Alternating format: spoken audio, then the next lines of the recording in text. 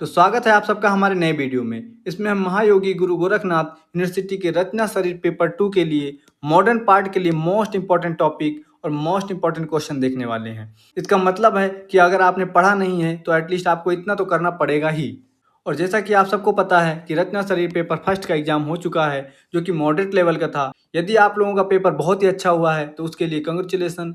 लेकिन यदि आपका एग्जाम थोड़ा सा भी खराब हुआ है तो आपको टेंशन लेने की कोई ज़रूरत नहीं है, क्योंकि अभी आपके पास सफिशिएंट टाइम है तो आप इसको कवर कर सकते हैं। आपको टेंशन लेने की कोई ज़रूरत नहीं है।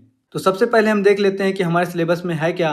तो हमारे सिलेबस में है respiratory system, digestive system, cardiovascular system, urinary system, reproductive system और सेंसरी ऑर्गन। इस सारे के सारे 6 टॉपिक आपके लिए इंपॉर्टेंट हैं, क्योंकि इससे MCQ, SAQ, LAQ ये तीनों क्वेश्चन बनते हैं।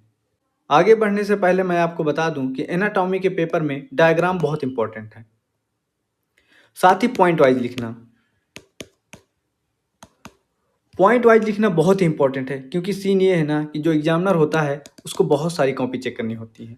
तो एग्जामिनर को जितना कम टाइम लगेगा कॉपी चेक करने में, उतना ज़्यादा मार्क्स वो आपको देने वाला है। क्योंकि सिंपल सी बात है, क्योंकि उसके पास इतनी सारी कॉपियाँ हैं, वो सबको बहुत सारा टाइम नहीं दे सकता। इसलिए वो डायग्राम देख कर ये अंदाज़ा लगा लेता है कि बच्चे को बहुत कुछ आ रहा है, तो उसी में नंबर दे देता है। साथ ही आप क्वेश्चन को पैराग्राफ में नहीं लिखना है। आपको क्वेश्चन को पैराग्राफ में बिल्कुल भी नहीं लिखना है, क्योंकि सीन ये है ना, जो पैराग्राफ होता है ना, उसमें पढ़ने में होती है दिक्कत। आपको लिखना है पॉइंट वाइज और इंपॉर्टेंट पॉइंट को हाईलाइट करना है, ताकि टीचर को देखते ही पता चल जाए कि बच्चे ने सब कुछ लिखा है और वो आपको मार्क्स देने में कोई दिक्कत न करे और आपको पूरे मार्क्स देके आगे बढ़ जाए नेक्स्ट क्वेश्चन के लिए।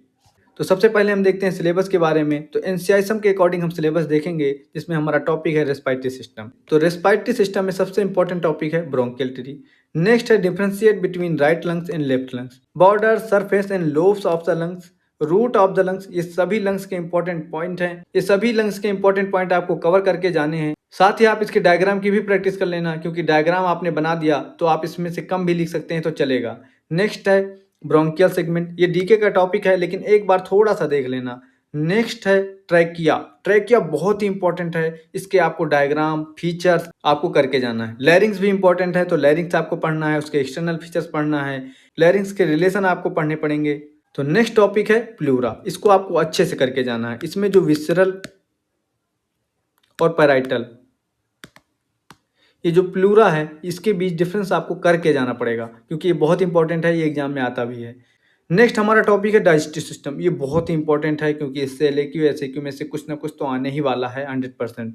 इसमें आपको करना है peritoneum, 9 parts of abdomen. Next हमारा टॉपिक है एसोफेगस। एसोफेगस में आपको सारे पॉइंट करके जाने हैं, चाहे उसका एनाटॉमी हो, चाहे उसका हिस्टोलॉजी हो, चाहे उसका क्लिनिकल एनाटॉमी हो, ये सब आपको करके जाना है। नेक्स्ट टॉपिक है स्टोमक। ये भी सेम एसोफेगस की ही तरह इंपॉर्टेंट है। इसमें भी आपको structure, histology, blood supply, clinical anatomy ये सारे करके जाने हैं। नेक्स्ट ड्यूडेनम भी इंपॉर्टेंट है। इसमें भी आपको सारी चीज़ कवर करके जानी है। लार्ज इंटेस्टाइन में आप चाहो तो पार्ट्स और स्ट्रक्चर देख लो और डायग्राम देख लो, बस इससे ज़्यादा आपको करने की जरूरत नहीं है। नेक्स्ट रेक्टम के बारे में आप थोड़ा सा देख लेना। हमारा नेक्स्ट टॉपिक है पेनक्रियाज। पेनक्रियाज भी बहुत ही इंपॉर्टेंट है। इसमें आपको इंडोक्राइन, एक्सोक्राइन ये सभी पार्ट्स पढ़ के जाने हैं।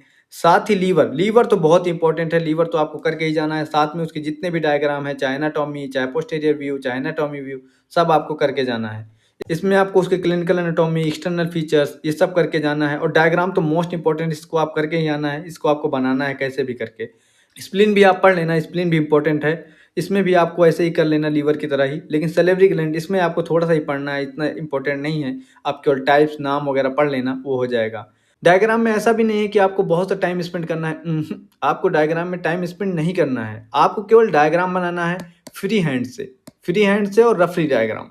बस इतने में ही आपका काम हो जाएगा, क्योंकि वहां पर आपका आर्ट का एग्जाम नहीं हो रहा है। वहां पर बस आपको ये साबित करना है टीचर को कि कम से कम टाइम लगे उसको, बस इतना ही हमारा मोटो रहेगा। बस इसमें जितने भी स्टोमक हुआ, ड्यूडेनम हुआ, इसमें आपको external features, relation, diagram, ligament, applied anatomy, location, shape, blood supply, venous drainage, ये सभी पॉइंट आपको कवर करके जाने हैं।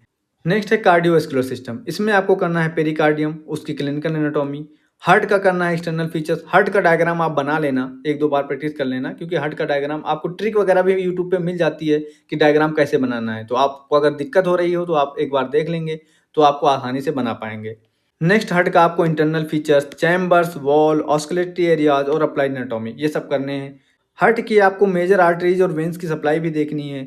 साथ में हार्ट की हिस्टोलॉजी और अप्लाइड एनाटॉमी भी देखनी है। नेक्स्ट है हमारा यूरिनरी सिस्टम। ये बहुत ही इंपॉर्टेंट है, इससे क्वेश्चन पक्का 100% बनने वाला है। इसमें आपको मेल फीमेल के सारे पॉइंट कवर करने हैं।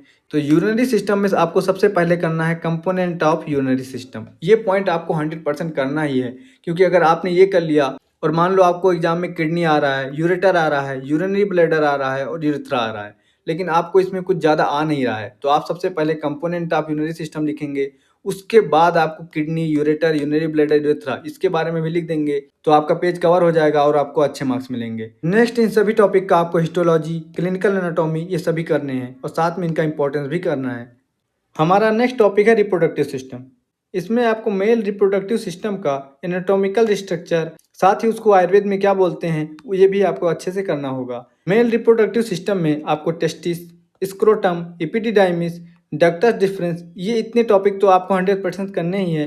साथ में आप इजैकुलेटरी डक्ट, पेनिस इनके बारे में थोड़ा थोड़ा सा पढ़ लेना। इसी तरह ही आपको फीमेल रिप्रोडक्टिव सिस्टम का एनाटॉमिकल स्ट्रक्चर और साथ ही उसका आयुर्वेद शरीर में क्या बोलते हैं ये सब। और आपको फीमेल रिप्रोडक्टिव सिस्टम में आपको यूरेटस, fallopian tube, cervix, vagina, ovary ये सभी ऑर्गन अच्छे से करने हैं। नेक्स्ट हमारा टॉपिक है सेंसरी ऑर्गन। इसमें आपको आई, टंग, ईयर, स्किन ये सभी करने हैं, लेकिन आपको आई के सारे पॉइंट, टंग के सारे पॉइंट ये सबको अच्छे से करना है। साथ ही आप ईयर, स्किन ये सब भी अच्छे से कर लेना, क्योंकि ये 4 सेंसरी ऑर्गन तो इंपॉर्टेंट है ही। इसमें आपको 5 सेंसरी ऑर्गन पढ़ने होते हैं, लेकिन 4 आपको तो करने ही हैं। सेंसरी ऑर्गन में आपको 5 सेंसरी रिसेप्टर, हायरार्की, डेवलपमेंट और साथ ही स्ट्रक्चरल एस्पेक्ट भी पढ़ना है। तो हमने इस वीडियो में रचना शरीर 2 के मॉडर्न पार्ट का सारे इंपॉर्टेंट पॉइंट कवर कर लिए हैं। बाकी जितने भी पॉइंट आपको बताए हैं उन सबको आप कवर करके जाना। पैटर्न को आपको फॉलो करना है कि डायग्राम और पॉइंट वाइज लिखना है। और एक बात, आपको टाइम मैनेजमेंट का बहुत ध्यान रखना है, क्योंकि बात यह है ना कि रचना शरीर का पेपर बहुत ही लेंदी होता है। अगर आपने टाइम मैनेजमेंट नहीं किया तो आपके LAQ छूटने वाले हैं। तो इसीलिए आपको टाइम मैनेजमेंट का बहुत ही ध्यान रखना है। और मान लीजिए आपके पास 10 मिनट बचे हैं और क्वेश्चन बचे हैं 2 LAQ, तो आपको करना ये है ना कि आपको दोनों क्वेश्चन अटेम्प्ट करने हैं। दोनों क्वेश्चन अटेम्प्ट करने हैं, क्योंकि अगर आप एक क्वेश्चन के पीछे गए तो आपने अगर अच्छे से भी लिख दिया ना तो आपको 7-8 मार्क्स से ज़्यादा नहीं मिलने वाला है। और लेकिन यदि आपने दोनों क्वेश्चन आधे आधे भी अटेम्प्ट किए तो आपको एक क्वेश्चन में 5 मार्क्स, दूसरे में 5 मार्क्स, दोनों मिल गए तो आपको दोनों मिला के 10 मार्क्स मिलने वाले हैं। लेकिन यदि आप एक क्वेश्चन के पीछे गए तो आपको 7-8 मार्क्स से ज़्यादा नहीं मिलने वाला है। इसलिए आपको ये ध्यान रखना है, क्वेश्चन बिल्कुल आपको छोड़ना नहीं है। आपको अटैम्प्ट जरूर करना है, चाहे आपको आए चाहे ना आए, आप उसको ज़रूर अटैम्प्ट करें। डायग्राम वगैरह कुछ भी बना देंगे तो 10 मार्क्स का क्वेश्चन है तो आपको 4 मार्क्स इजीली मिल जाएंगे। बस आपको क्वेश्चन अटेम्प्ट करना है, आपको क्वेश्चन बिल्कुल भी छोड़ना नहीं है, चाहे आए चाहे ना आए, इसका ध्यान रखना। और एक बार फिर आपको एग्ज़ाम के लिए बेस्ट ऑफ लक। आप अपना ध्यान रखना और अच्छे से पढ़ाई करना। बाकी इसका PDF आपको हमारे टेलीग्राम चैनल पर मिल जाएगा।